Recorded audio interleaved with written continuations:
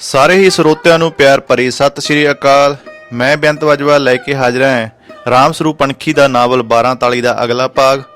ਆਓ ਸ਼ੁਰੂ ਕਰਦੇ ਹਾਂ ਨਾਵਲ 12 ਤਾਲੀ। ਘਰ ਪਹੁੰਚੀ ਤਾਂ ਗੋਬਿੰਦ ਉੱਠਿਆ ਬੈਠਿਆ ਸੀ ਅਤੇ ਪਾਣੀ ਮੰਗ ਰਿਹਾ ਸੀ। ਉਹਨੇ ਪੁੱਛਿਆ ਨਹੀਂ ਕਿ ਉਹ ਇਸ ਵਕਤ ਕਿੱਥੇ ਗਈ ਸੀ। ਉਹ ਆਪ ਹੀ ਭੈੜਾ ਜਿਹਾ ਮੂੰਹ ਬਣਾ ਕੇ ਦੱਸਣ ਲੱਗੀ ਕਿ ਉਹਦੇ ਢਿੱਡ ਵਿੱਚ ਕੀੜਾ ਉੱਠਿਆ ਸੀ। ਉਹ ਰੂੜੀਆਂ ਤੇ ਗਈ ਸੀ। ਗੋਬਿੰਦ ਤੌੜੇ ਦਾ ਠੰਡਾ ਪਾਣੀ ਪੀ ਕੇ ਫੇਰ ਸੌਂ ਗਿਆ। ਗੌਰਾਂ ਨੂੰ ਨੀਂਦ ਨਹੀਂ ਆਈ। ਉਹ ਜਿਵੇਂ ਉਸ ਵੇਲੇ ਹੀ ਪਿੰਡੋਂ ਬਾਹਰ ਜਾਣ ਦੀ ਤਿਆਰੀ ਕਰ ਰਹੀ ਹੋਵੇ। ਉਸ ਦਿਨ ਗੌਰਾਂ ਨੇ ਗੋਬਿੰਦ ਦੀ ਪੂਰੀ ਸੇਵਾ ਕੀਤੀ। ਉਹਨੂੰ ਨਵੀਆਂ ਸਬਜ਼ੀਆਂ ਭਾਜੀਆਂ ਬਣਾ ਕੇ ਰੋਟੀ ਖਵਾਈ। ਜਵਾਕਾਂ ਦੀਆਂ ਐਵੇਂ ਹੀ ਬਾਗੀਆਂ ਲੈਂਦੀ ਫਿਰੇ। ਹੈਰਾਨ ਸਨ, ਮਾਂ ਅੱਜ ਇੰਨਾ ਪਿਆਰ ਕਿਉਂ ਕਰਦੀ ਹੈ। ਦਿਨ ਵੇਲੇ ਹੀ ਕਿਸੇ ਵਕਤ ਜਦੋਂ ਬੱਚੇ ਤਾਂ ਸਕੂਲ ਗਏ ਹੋਏ ਸਨ ਅਤੇ ਗੋਬਿੰਦ ਦੀ ਅੱਖ ਲੱਗੀ ਹੋਈ ਸੀ, ਉਹਨੇ ਇੱਕ ਤਣੀਆਂ ਵਾਲੇ ਝੋਲੇ ਵਿੱਚ ਆਪਣੇ ਵਧੀਆ 3 ਸੂਟ ਪਾ ਲਏ ਸਨ। ਤਿੰਨਾਂ ਦੀਆਂ ਚੁੰਨੀਆਂ, ਜਿੰਨੇ ਵੀ ਉਹਦੇ ਕੋਲ ਸੋਨੇ ਦੇ ਜੇਵਰ ਸਨ, ਉਹ ਸਾਰੇ, ਘਰ ਵਿੱਚ 2000 ਰੁਪਏ ਦੇ 100 ਦੇ ਨੋਟ ਸਨ, ਉਹ ਵੀ ਝੋਲੇ ਵਿੱਚ ਕਿਧਰੇ ਤੁੰਨ ਲਏ। ਉਹਨਾਂ ਵਕਤਾਂ ਵਿੱਚ 2000 ਰੁਪਏ ਖਾਸੀ ਵੱਡੀ ਰਕਮ ਗਿਣੀ ਜਾਂਦੀ ਸੀ। ਸੋਨਾ ਤਾਂ ਸਸਤਾ ਹੀ ਸੀ। ਅਗਲੇ ਦਿਨ ਦੁਪਹਿਰ ਤੋਂ ਪਹਿਲਾਂ ਹੀ ਪਿੰਡ ਵਿੱਚ ਤੂਫਾਨ ਖੜਾ ਹੋ ਗਿਆ ਕਿ ਗੋਬਿੰਦ ਰਾਮ ਪੰਡਤ ਦੀ ਤੀਵੀਂ ਗੌਰਾਂ ਜੱਗੇ ਨਾਲ ਕਿਧਰੇ ਨਿਕਲ ਗਈ ਹੈ। ਤਰਾ ਹੋਣ ਲੱਗੀ। ਜਵਾਕ ਰੋਂਦੇ ਝੱਲੇ ਨਹੀਂ ਜਾਂਦੇ ਸਨ। ਗੋਬਿੰਦ ਜਿਵੇਂ ਗੁੰਮ ਹੋ ਗਿਆ ਹੋਵੇ। ਕੁਝ ਵੀ ਦੱਸਦਾ ਬੋਲਦਾ ਨਹੀਂ ਸੀ। ਖਬਰੇ ਕਦੋਂ ਗਏ, ਉਹ ਕਿੱਧਰ ਗਏ, ਪਿੰਡ ਦੀ ਸਮਝ ਤੋਂ ਬਾਹਰ ਸੀ। ਮੱਗਾ ਤੇ ਉਹਦੀ ਮਾਂ ਨਾ ਜਿਉਂਦੇ ਨਾ ਮਰਦੇ। ਉਹਨਾਂ ਨੂੰ ਪੁਲਿਸ ਦੀ ਕੁੱਟ ਦਾ ਡਰ ਸੀ। ਸਿਆਣੇ ਲੋਕ ਆਖ ਰਹੇ ਸਨ, ਕੀ ਕਰੇ ਕੋਈ ਬਈ, ਇਹ ਤਾਂ ਕਿੱਦਣ ਦਾ ਦੀਂਦਾ ਸੀ ਵੀ ਇਹ ਭਾਣਾ ਇੱਕ ਦਿਨ ਵਰਤ ਕੇ ਹੀ ਰਹੂਗਾ। ਬਾਹਮਣ ਆਪਦੀ ਤਕੜਾਈ ਰੱਖਦਾ ਭਾਈ। ਮੱਗੇ ਨੂੰ ਤੇ ਬੁੜੀ ਨੂੰ ਕੋਈ ਦੋਸ਼ ਨਹੀਂ। ਧਨੌਲੇ ਤੋਂ ਪੁਲਿਸ ਵੀ ਆਈ ਸੀ। ਕਈ ਦਿਨ ਪਿੰਡ ਵਿੱਚ ਪੁਲਿਸ ਪੜਤਾਲ ਅਤੇ ਹਬਕ ਦਬਕ ਹੁੰਦੀ ਰਹੀ। ਬੁੜੀ ਨੂੰ ਤਾਂ ਨੰਬਰਦਾਰਾਂ ਨੇ ਜਾਣ ਨਾ ਦਿੱਤਾ, ਪਰ ਮੱਗਾ 4 ਦਿਨ ਧਨੌਲੇ ਥਾਣੇ ਬਿਠਾਈ ਰੱਖਿਆ। ਉਹ ਮੰਨਦਾ ਸੀ ਕਿ ਉਹਦੇ ਭਾਈ ਜੱਗੇ ਦਾ ਗੋਬਿੰਦ ਰਾਮ ਦੀ ਘਰਵਾਲੀ ਗੌਰਾਂ ਨਾਲ ਸੰਬੰਧ ਸੀ, ਪਰ ਸਾਨੂੰ ਕੀ ਪਤਾ ਕਿ ਉਹ ਹੁਣ ਕਿੱਧਰ ਗਏ। ਸਾਨੂੰ ਕਿਹੜਾ ਦੱਸ ਕੇ ਗਏ ਨੇ। ਗੋਬਿੰਦ ਰਾਮ ਦਾ ਕੋਈ ਖਾਸ ਉਜਰ ਨਹੀਂ ਸੀ। ਉਹ ਚੁੱਪ ਹੋ ਗਿਆ। ਪੁਲਿਸ ਵੀ 1-2 ਮਹੀਨਿਆਂ ਬਾਅਦ ਦਬ ਕੇ ਬੈਠ ਗਈ। ਉਹ ਸਵੇਰ ਦੀ ਗੱਡੀ ਤਪਾ ਮੰਡੀ ਤੋਂ ਚੜੇ ਸਨ ਅਤੇ ਅੰਬਾਲਾ ਸੌਣੀ ਜਾ ਉਤਰੇ ਸਨ। ਉੱਥੋਂ ਫੇਰ ਦਿੱਲੀ ਜਾ ਕੇ ਉਹ ਕਲਕੱਤੇ ਪਹੁੰਚ ਗਏ। ਕਲਕੱਤੇ ਉਹ ਕਿੱਥੇ ਧੱਕੇ ਖਾਂਦੇ ਫਿਰਦੇ ਰਹੇ, ਇਹ ਉਹਨਾਂ ਨੂੰ ਪਤਾ ਨਹੀਂ ਸੀ। ਉੱਥੇ ਉਹਨਾਂ ਨੂੰ ਇੱਧਰਲੇ ਪਿੰਡਾਂ ਦੇ ਲੋਕ ਬਥੇਰੇ ਮਿਲਦੇ ਰਹੇ ਸਨ। ਹਰ ਕੋਈ ਉਹਨਾਂ ਨੂੰ ਮੋਹ ਕਰਦਾ ਅਤੇ ਪਿੰਡਾਂ ਦਾ ਭਰਪਣ ਜਤਾਉਂਦਾ। ਜੱਗੇ ਦੀਆਂ 4 ਜਮਾਤਾਂ ਪੜ੍ਹੀਆਂ ਕੰਮ ਆ ਗਈਆਂ। ਉਰਦੂ ਉਹ ਚੰਗੀ ਤਰ੍ਹਾਂ ਪੜ੍ਹ ਲਿਖ ਲੈਂਦਾ ਅਤੇ ਉਹਨੂੰ ਹਿਸਾਬ ਕਿਤਾਬ ਵੀ ਆਉਂਦਾ ਸੀ। ਇੱਕ ਸਿੱਖ ਪੰਜਾਬੀ ਭਾਈਬੰਦ ਨੇ ਆਪਣੇ ਦੇਸੀ ਸ਼ਰਾਬ ਦੇ ਠੇਕੇ ਉੱਤੇ ਜੱਗੇ ਨੂੰ ਕਰਿੰਦਾ ਰੱਖ ਲਿਆ। ਇਹ ਪੰਜਾਬੀ ਭਾਈ ਇਧਰੋਂ ਜ਼ਿਲ੍ਹੇ ਬਠਿੰਡੇ ਦਾ ਸੀ। ਉਹਨੇ ਆਪਣੇ ਮਕਾਨ ਦੇ ਨਾਲ ਹੀ ਉਹਨਾਂ ਨੂੰ ਇੱਕ ਕਮਰਾ ਕਿਰਾਏ ਉੱਤੇ ਲੈ ਦਿੱਤਾ। ਜੱਗੇ ਨੂੰ ਠੇਕੇ ਤੋਂ ਨਿੱਤ ਸ਼ਾਮ ਨੂੰ ਦਾਰੂ ਵੀ ਮਿਲ ਜਾਂਦੀ। ਇਸ ਦਾਰੂ ਨੂੰ ਉਹ ਬੰਗਲੂ ਆਖਦੇ। ਇਹ ਵਧੀਆ ਸ਼ਰਾਬ ਸੀ। ਕੋਈ ਮਿਲਾਵਟ ਨਹੀਂ। ਪੀ ਕੇ ਤੜਕੇ ਨੂੰ ਸਿਰ ਦਰਦ ਨਹੀਂ। ਐਵੇਂ ਲਾੜ ਵਿੱਚ ਉਹਨੇ ਗੌਰਾਂ ਨੂੰ ਵੀ ਪੀਣ ਲਾ ਲਿਆ ਸੀ। ਆਖਦਾ, ਇੱਥੇ ਕਿਹੜਾ ਕੋਈ ਦੇਖਦਾ ਤੈਨੂੰ, ਇੱਥੇ ਤਾਂ ਮੌਜਾਂ ਨੇ, ਸਭ ਤੀਵੀਆਂ ਪੀਂਦੀਆਂ ਨੇ ਇੱਧਰ, ਤਾਂ ਤੂੰ ਨਜ਼ਾਰਾ ਦੇਖੀ। ਦਿਨ ਵੇਲੇ ਗੌਰਾਂ ਸੰਤੋਖ ਸਿੰਘ ਦੇ ਘਰ ਜਾ ਕੇ ਉਹਨਾਂ ਦਾ ਕੋਈ ਕੰਮ ਧੰਦਾ ਵੀ ਕਰ ਆਉਂਦੀ। ਸਰਦਾਰਨੀ ਬੜੇ ਦਿਆਲੂ ਸੁਭਾਅ ਦੀ ਔਰਤ ਸੀ। ਉਹਨਾਂ ਦੀਆਂ 2 ਕੁੜੀਆਂ ਸਨ ਅਤੇ ਇੱਕ ਮੁੰਡਾ ਸੀ ਜੋ ਸਕੂਲ ਜਾਂਦੇ ਸਨ। ਸਰਦਾਰਨੀ ਰਸੋਈ ਦਾ ਬਚਿਆ ਖਾਣ ਪੀਣ ਗੌਰਾਂ ਨੂੰ ਹੀ ਚੁਕਾ ਦਿੰਦੀ। ਉਹਨਾਂ ਦੇ ਦਿਨ ਵਧੀਆ ਨਿਕਲ ਰਹੇ ਸਨ। ਉਹ ਹਮ ਉਮਰ ਸਨ। ਸਰਦਾਰਨੀ ਪੁੱਛਦੀ, ਕੋਈ ਬੱਚਾ ਨਹੀਂ ਢਿੱਡ ਪਿਆ ਤੇਰੇ? ਜਵਾਕ ਹਲੇ ਅਸੀਂ ਕਰਨਾ ਹੀ ਨਹੀਂ, ਗੌਰਾਂ ਜਵਾਬ ਦਿੰਦੀ। ਨਾ ਭਾਈ, ਜਵਾਕ ਚਾਹੀਦਾ। ਇਹ ਘਰਦਿਆਂ ਨਾਲ ਲੜ ਕੇ ਆਇਆ ਭਾਈਆਂ ਨਾਲ। ਜਦੋਂ ਅਸੀਂ ਮੁੜ ਕੇ ਪਿੰਡ ਗਏ, ਉੱਥੇ ਜਾ ਕੇ ਜਵਾਕ ਵੀ ਜੰਮ ਲਵਾਂਗੇ। ਗੌਰਾਂ ਹੱਸਣ ਲੱਗਦੀ। ਸਰਦਾਰ ਦੇ ਘਰ ਮੀਟ 4ਵੇਂ-5ਵੇਂ ਦਿਨ ਬਣਦਾ ਸੀ। ਐਤਵਾਰ ਨੂੰ ਤਾਂ ਜ਼ਰੂਰ ਹੀ, ਕਦੇ ਬੱਕਰਾ, ਕਦੇ ਮੁਰਗਾ ਅਤੇ ਕਦੇ ਮੱਛੀ। ਸਰਦਾਰਨੀ ਆਪ ਖਾਂਦੀ ਸੀ, ਬੱਚੇ ਖਾਂਦੇ ਸਨ, ਗੌਰਾਂ ਵੀ ਖਾ ਲੈਂਦੀ। ਜੱਗਾ ਕਦੇ ਕਮਰੇ ਵਿੱਚ ਵੀ ਮੀਟ ਧਰ ਲੈਂਦਾ। ਉਹ ਦੋਵੇਂ ਦਾਰੂ ਪੀਂਦੇ ਤੇ ਮੀਟ ਖਾਂਦੇ। ਗੌਰਾਂ ਮੀਟ ਬਣਾਉਣ ਲੱਗੀ। ਜੱਗੇ ਨੇ ਉਹਨੂੰ ਸਭ ਸਿਖਾ ਦਿੱਤਾ ਸੀ। ਉਹ 4-5 ਸਾਲ ਕਲਕੱਤੇ ਰਹੇ। ਸੰਤੋਖ ਸਿੰਘ ਹੀ ਉਹਨਾਂ ਦਾ ਪੱਕਾ ਠਿਕਾਣਾ ਸੀ। ਗੌਰਾਂ ਕਦੇ ਇਕੱਲੀ ਬੈਠ ਕੇ ਆਪਣੇ ਜਵਾਕਾਂ ਨੂੰ ਯਾਦ ਕਰਦੀ, ਸੋਚਦੀ ਕਿ ਉਹ ਹੁਣ ਕਿੱਡੇ ਹੋ ਗਏ ਹੋਣਗੇ। ਕਦੇ ਫਿਕਰ ਕਰਦੀ ਕਿ ਮਗਰੋਂ ਉਹਨਾਂ ਨੂੰ ਕਿਹਨੇ ਸਾਂਭਿਆ ਹੋਵੇਗਾ। ਨਿਰਣਾ ਕਰਦੀ ਕਿ ਜੇ ਗੋਬਿੰਦ ਉਹਦੇ ਹਾਣ ਦਾ ਹੁੰਦਾ, ਚੱਜ ਦਾ ਹੁੰਦਾ, ਤਾਂ ਕਾਹਨੂੰ ਫਸਦੀ ਉਹ ਇਸ ਜੱਗੇ ਮਾਰੇ ਨਾਲ। ਬੀਤੇ ਨੂੰ ਪਛਤਾਉਂਦੀ ਕਿ ਇਵੇਂ ਜਿਵੇਂ ਠੀਕ ਚੱਲੀ ਜਾਂਦਾ ਸੀ, ਉਹਨੇ ਆਪਣਾ ਘਰ ਨਹੀਂ ਛੱਡਣਾ ਸੀ।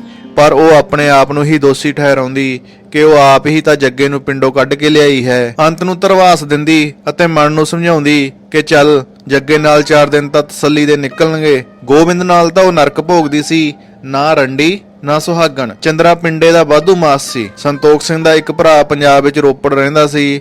ਰੋਪੜ ਉਹਦਾ ਵੀ ਦੇਸੀ ਸ਼ਰਾਬ ਦਾ ਠੇਕਾ ਸੀ। ਇੱਟਾਂ ਦਾ ਭੱਠਾ ਵੀ ਸੀ। ਜੱਗੇ ਤੇ ਗੌਰਾਂ ਕਈ ਵਾਰ ਕਹਿ ਚੁੱਕੇ ਸਨ ਕਿ ਉਹ ਪੰਜਾਬ ਜਾਣਾ ਚਾਹੁੰਦੇ ਹਨ। ਕਲਕੱਤਾ ਐਡਾ ਵੱਡਾ ਸ਼ਹਿਰ ਉਹਨਾਂ ਨੂੰ ਠੀਕ ਨਹੀਂ ਹੈ, ਜਾਂ ਤਾਂ ਆਪਣਾ ਕੋਈ ਕੰਮ ਹੋਵੇ। ਸੰਤੋਖ ਸਿੰਘ ਦੇ ਭਰਾ ਜਸਵੰਤ ਸਿੰਘ ਨੂੰ ਕਿਸੇ ਇਮਾਨਦਾਰ ਕਰਿੰਦੇ ਦੀ ਜ਼ਰੂਰਤ ਸੀ। ਸੰਤੋਖ ਸਿੰਘ ਨੇ ਜੱਗੇ ਨੂੰ ਰੋਪੜ ਭੇਜ ਦਿੱਤਾ।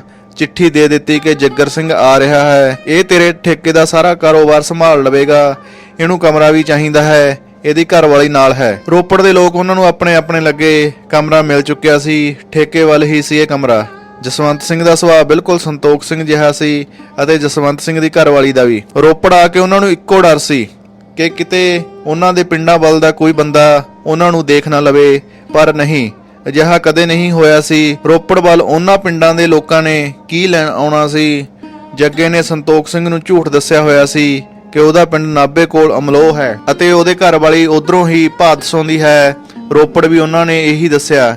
ਜੱਗੇ ਨੇ 2 ਸਾਲ ਰੋਪੜ ਜਸਵੰਤ ਸਿੰਘ ਦੇ ਠੇਕੇ ਤੇ ਬੜੀ ਤਨਦੇਹੀ ਅਤੇ ਇਮਾਨਦਾਰੀ ਨਾਲ ਕੰਮ ਕੀਤਾ।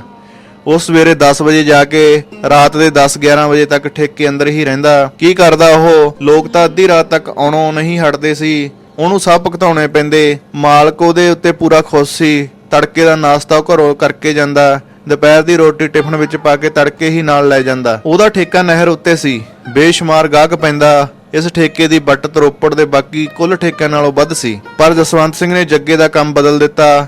ਉਹਨੂੰ ਇੱਕ ਪੱਕਾ ਬੰਦਾ ਉਹਦੇ ਇੱਟਾਂ ਦੇ ਭੱਠੇ ਉੱਤੇ ਚਾਹੀਦਾ ਸੀ, ਜਿਹੜਾ ਜੱਗਰ ਸਿੰਘ ਵਰਗਾ ਹੀ ਮਿਹਨਤੀ ਅਤੇ ਇਮਾਨਦਾਰ ਹੋਵੇ। ਫੇਰ ਜੱਗਾ ਭੱਠੇ ਦਾ ਮੁਨਸ਼ੀ ਬਣ ਗਿਆ। ਹਿਸਾਬ ਕਿਤਾਬ ਰੱਖਣਾ ਸੀ, ਹੋਰ ਕੀ।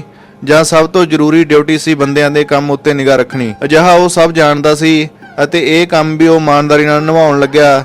ਭੱਠੇ ਉੱਤੇ ਉਹਨੂੰ ਤੜਕੇ ਸੰਧਿਆ ਉੱਠ ਕੇ ਜਾਣਾ ਪੈਂਦਾ। ਰਾਤ ਨੂੰ ਹਨੇਰੇ ਪੈਣ ਤੱਕ ਰਹਿਣਾ ਸੀ। ਰੋਟੀ ਉਹਦੀ ਮਾਲਕ ਵੱਲੋਂ ਉੱਥੇ ਹੀ ਪਹੁੰਚਦੀ, ਨਾਸ਼ਤਾ ਵੀ ਅਤੇ ਦੁਪਹਿਰ ਦੀ ਰੋਟੀ ਵੀ। ਚਾਹ ਭੱਠੇ ਉੱਤੇ ਹੀ ਦਿਨ ਵਿੱਚ ਕਈ ਵਾਰ ਬਣਦੀ ਸੀ। ਆਥਣ ਦੀ ਰੋਟੀ ਉਹ ਆਪਣੇ ਘਰ ਜਾ ਕੇ ਖਾਂਦਾ। ਗੌਰਾਂ ਉਹਨੂੰ ਬੇਸਬਰੀ ਨਾਲ ਉਡੀਕ ਰਹੀ ਹੁੰਦੀ। ਵਧੀਆ ਦਾਲ ਸਬਜ਼ੀ ਜਾਂ ਕਦੇ ਮੀਟ ਬਣਾ ਕੇ ਰੱਖਦੀ। ਦਾਰੂ ਦੀ ਬੋਤਲ ਹਮੇਸ਼ਾ ਕਮਰੇ ਵਿੱਚ ਪਈ ਰਹਿੰਦੀ ਸੀ। ਜਸਵੰਤ ਸਿੰਘ ਨੇ ਸ਼ਰਾਬ ਦੇ ਠੇਕੇ ਉੱਤੇ 2 ਨਵੇਂ ਕਰਿੰਦੇ ਰੱਖ ਲਏ। ਇੱਕ ਦੀ ਡਿਊਟੀ ਸ਼ਾਮ 7 ਵਜੇ ਤੱਕ ਸੀ ਅਤੇ ਦੂਜਾ 7 ਵਜੇ ਤੋਂ ਰਾਤ 12 ਵਜੇ ਤੱਕ ਕੰਮ ਕਰਦਾ। ਰਾਤ ਨੂੰ ਉੱਥੇ ਹੀ ਸੌਂਦਾ ਸੀ। ਦੋਵੇਂ ਬੰਦੇ ਨਰਮ ਅਤੇ ਕੰਮ ਤੋਂ ਜਾਣੂ ਸਨ, ਇਮਾਨਦਾਰ ਵੀ। ਹਾਲਾਤ ਤੇਜ਼ੀ ਨਾਲ ਬਦਲ ਰਹੇ ਸਨ। ਰਿਆਸਤਾਂ ਟੁੱਟ ਚੁੱਕੀਆਂ ਸਨ ਅਤੇ ਪੰਜਾਬ ਵਿੱਚ ਲੋਕਤੰਤਰ ਆ ਚੁੱਕਿਆ ਸੀ। ਵਜ਼ੀਰ ਅਤੇ ਵੱਡੇ ਅਫਸਰ ਰਾਜੇ ਮਹਾਰਾਜਾ ਵਾਂਗ ਹੀ ਰਹਿੰਦੇ ਅਤੇ ਜਨਤਾ ਉੱਤੇ ਹਕੂਮਤ ਕਰਦੇ। ਗੌਰਾਂ ਨੇ ਇੱਕ ਦਿਨ ਇੱਛਾ ਜ਼ਾਹਰ ਕੀਤੀ, ਕਿਉਂ ਨਾ ਆਪਾਂ ਧਰਮਗੜ੍ਹ ਨੂੰ ਮੁੜ ਚੱਲੀਏ। ਹੁਣ ਤਾਂ ਕਾਨੂੰਨ ਵੀ ਬਦਲ ਗਏ, ਪੁਲਿਸ ਉਹ ਨਹੀਂ ਰਹਿ ਗਈ ਹੋਣੀ। ਪਿੰਡ ਵਿੱਚ ਕੀ ਪਤਾ ਕੀ ਦਾ ਕੀ ਹੋ ਚੁੱਕਿਆ ਹੋਵੇਗਾ। ਹੁਣ ਗੋਬਿੰਦ ਵੀ ਕੀ ਕਰ ਲਵੇਗਾ ਆਪਣਾ। ਪਿੰਡ ਜਾ ਕੇ ਕੋਈ ਹੋਰ ਧੰਦਾ ਕਰ ਲਵਾਂਗੇ। ਜੱਗਾ ਆਪ ਵੀ ਪਿੰਡ ਨੂੰ ਤਰਸਿਆ ਪਿਆ ਸੀ, ਫਿਰ ਵੀ ਜੰਮਣ ਭੋਏ ਸੀ। ਜਸਵੰਤ ਸਿੰਘ ਤੋਂ ਜੱਗੇ ਨੇ 4 ਦਿਨ ਦੀ ਛੁੱਟੀ ਲਈ ਅਤੇ ਪਿੰਡ ਜਾਣ ਦਾ ਬਹਾਨਾ ਬਣਾਇਆ। ਬਰਸਾਤਾਂ ਦੇ ਦਿਨ ਸਨ, ਪਥੇਰ ਦਾ ਕੰਮ ਬੰਦ ਸੀ। ਪੱਠੇ ਉੱਤੇ ਕੰਮ ਵੀ ਕੋਈ ਨਹੀਂ ਸੀ। ਇੱਟਾਂ ਦੇ ਚੱਠੇ ਕਿਧਰੇ ਨਹੀਂ ਦਿਸਦੇ ਸਨ, ਐਵੇਂ ਬਸ ਪਿੱਲੀਆਂ ਇੱਟਾਂ ਦੇ ਢੇਰ ਸਨ।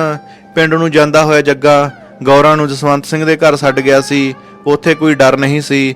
ਜਸਵੰਤ ਸਿੰਘ ਦੀ ਘਰਵਾਲੀ ਉਹਨੂੰ ਆਪਣੇ ਵਾਂਗ ਹੀ ਰੱਖਦੀ। ਕਮਰੇ ਨੂੰ ਉਹਨਾਂ ਨੇ ਜਿੰਦਾ ਲਾ ਦਿੱਤਾ। ਉਸ ਵਿੱਚ ਚੋਰੀ ਹੋਣ ਵਾਲੀ ਕੋਈ ਖਾਸ ਕੀਮਤੀ ਚੀਜ਼ ਨਹੀਂ ਸੀ। 4 ਦਿਨ ਤਾਂ ਗੌਰਾਂ ਦੇ ਵਧੀਆ ਲੰਘੇ। 5ਵੇਂ ਦਿਨ ਉਹ ਜੱਗੇ ਨੂੰ ਉਡੀਕਣ ਲੱਗੀ। 6ਵੇਂ ਦਿਨ ਉਹਨੂੰ ਫਿਕਰ ਹੋ ਗਿਆ। ਉਹ ਸਾਰਾ ਦਿਨ ਉਦਾਸ ਰਹੀ, ਜੱਗਾ ਮੁੜਿਆ ਕਿਉਂ ਨਾ। ਪਿੰਡ ਜਾ ਕੇ ਉਹਨੂੰ ਕੁਝ ਹੋ ਗਿਆ ਨਾ ਹੋਵੇ।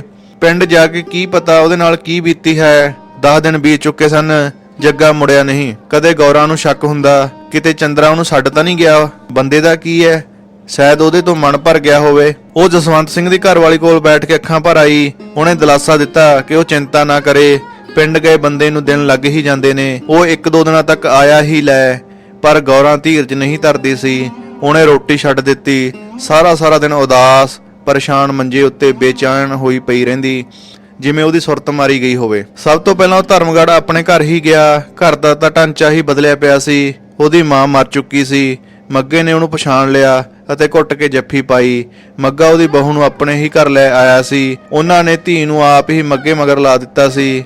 ਉਹ ਮੱਗੇ ਦੀ ਬਹੂ ਜਾਨੀ ਜੱਗੇ ਦੀ ਭੂਤਪੂਰਵ ਬਹੂ ਕੋਲ 2 ਮੁੰਡੇ ਸਨ, ਜਿਹੜੇ 8-10 ਵਰਿਆਂ ਦੇ ਸਨ। ਹੋਰ ਕੀ ਕਰਦੇ ਉਹ ਮਾਪਿਆਂ ਨੇ ਜਦੋਂ ਦੇਖਿਆ ਕਿ ਜੱਗਾ ਦਾ ਪਤਾ ਨਹੀਂ ਕਿੱਥੇ ਹੈ, ਕੀ ਪਤਾ ਕਦੇ ਪਿੰਡ ਵਾਪਸ ਮੁੜੇਗਾ ਹੀ ਨਹੀਂ, ਕੀ ਪਤਾ ਕਦੇ ਪਿੰਡ ਵਾਪਸ ਮੁੜੇਗਾ ਕਿ ਨਹੀਂ। ਤਾਂ ਉਹਨਾਂ ਨੇ ਧੀ ਮੱਗੇ ਨਾਲ ਤੋਰ ਦਿੱਤੀ। ਮਰੱਬਾਬੰਦੀ ਹੋ ਚੁੱਕੀ ਸੀ। 3 ਘਮਾ ਦੀ 4 ਕਿੱਲੇ ਬਣ ਗਈ। 2-4 ਕਿੱਲੇ ਉਹ ਹਿੱਸੇ ਠੇਕੇ ਉੱਤੇ ਲੈ ਲੈਂਦਾ। ਮੱਗੇ ਦੀ ਕਬੀਲਦਾਰੀ ਸੋਹਣੀ ਰੂੜੀ ਜਾਂਦੀ ਸੀ। ਜੱਗਾ ਆਉਣ ਕਰਕੇ ਮੱਗੇ ਦਾ ਦਿਲ ਕੰਬਿਆ। ਪਤਾ ਨਹੀਂ ਹੁਣ ਇਹ ਕੀ ਕਰੇਗਾ। ਉਹਨੇ ਜੱਗੇ ਮੂਹਰੇ ਬੋਤਲ ਰੱਖੀ ਤੇ ਕਾਹਲ ਨਾਲ ਪੁੱਛਿਆ ਕਿ ਹੁਣ ਉਹ ਕਿੱਥੇ ਹੁੰਦਾ ਹੈ। ਉਹਨੇ ਤਸੱਲੀ ਨਾਲ ਦੱਸਿਆ ਕਿ ਉਹ ਰੋਪੜ ਆਪਣੇ ਚੰਗੇ ਕੰਮ ਉੱਤੇ ਹੈ, ਗੌਰਾਂ ਉਹਦੇ ਕੋਲ ਹੈ, ਉਹ ਤਾਂ ਮੌਜਾਂ ਕਰਦੇ ਹਨ। ਇਹ ਵੀ ਕਿਹਾ ਕਿ ਉਹਨੇ ਆਪਣਾ ਘਰ ਵਸਾ ਕੇ ਚੰਗਾ ਕੀਤਾ। 2 ਹਾੜੇ ਲਾ ਕੇ ਉਹ ਮਾਂ ਦੀਆਂ ਗੱਲਾਂ ਕਰਨ ਲੱਗੇ। ਦੋਵੇਂ ਮੁੰਡੇ ਉਹਨਾਂ ਕੋਲ ਬੈਠੇ ਸਨ। ਕਦੇ ਕੋਈ ਚੀਜ਼ ਲਿਆ ਕੇ ਦਿੰਦੇ, ਕਦੇ ਕੋਈ। ਉਹ ਜੱਗੇ ਵੱਲ ਲਗਾਤਾਰ ਦੇਖੀ ਜਾ ਰਹੇ ਸਨ। ਰਾਤ ਢਲ ਚੁੱਕੀ ਸੀ। ਮੱਗੇ ਨੇ ਦੱਸਿਆ ਸੀ ਕਿ ਉਹ ਜੱਗਰ ਸਿੰਘ ਹੈ, ਉਹਨਾਂ ਦਾ ਚਾਚਾ ਹੈ। ਮੱਗੇ ਦੀ ਘਰਵਾਲੀ ਨੇ ਉਹਨਾਂ ਨੂੰ ਬਹੁਤ ਮੋਹ ਨਾਲ ਰੋਟੀ ਖਵਾਈ ਸੀ। ਉਹ ਸਾਰੀ ਕਹਾਣੀ ਸਮਝੀ ਬੈਠੀ ਸੀ। ਜੱਗੇ ਨੂੰ ਪੂਰਾ ਧਰਵਾਸ ਸੀ ਕਿ ਉਹ ਆਪਣੇ ਘਰ ਵਿੱਚ ਹੈ। ਸੋ ਦੋਸਤੋ, ਇਹ ਸੀ ਰਾਮ ਸਰੂਪ ਅਣਖੀ ਦਾ ਨਾਵਲ 12 ਤਾਲੀ ਦਾ ਅਗਲਾ ਭਾਗ। ਕਿਰਪਾ ਕਰਕੇ ਵੀਡੀਓ ਥੱਲੇ ਕਮੈਂਟ ਕਰਕੇ ਜਰੂਰ ਦੱਸਣਾ ਕਿ ਤੁਹਾਨੂੰ ਰਾਮ ਸਰੂਪ ਅਣਖੀ ਦਾ ਨਾਵਲ 12 ਤਾਲੀ ਕਿਸ ਤਰ੍ਹਾਂ ਲੱਗਿਆ। ਮਿਲਦੇ ਹਾਂ ਅਗਲੇ ਭਾਗ ਦੇ ਵਿੱਚ। ਇਹ ਨਾਵਲ ਰਾਮ ਸਰੂਪ ਅਣਖੀ ਜੀ ਦੀ ਮੌਲਿਕ ਰਚਨਾ ਹੈ। ਇਸ ਵਿੱਚ ਕੋਈ ਬਦਲਾਅ ਨਹੀਂ ਕੀਤਾ ਗਿਆ ਹੈ। ਤਦ ਤੱਕ ਲਈ ਸਾਰਿਆਂ ਨੂੰ ਪਿਆਰ ਭਰੀ ਸਤਿ ਸ਼੍ਰੀ ਅਕਾਲ।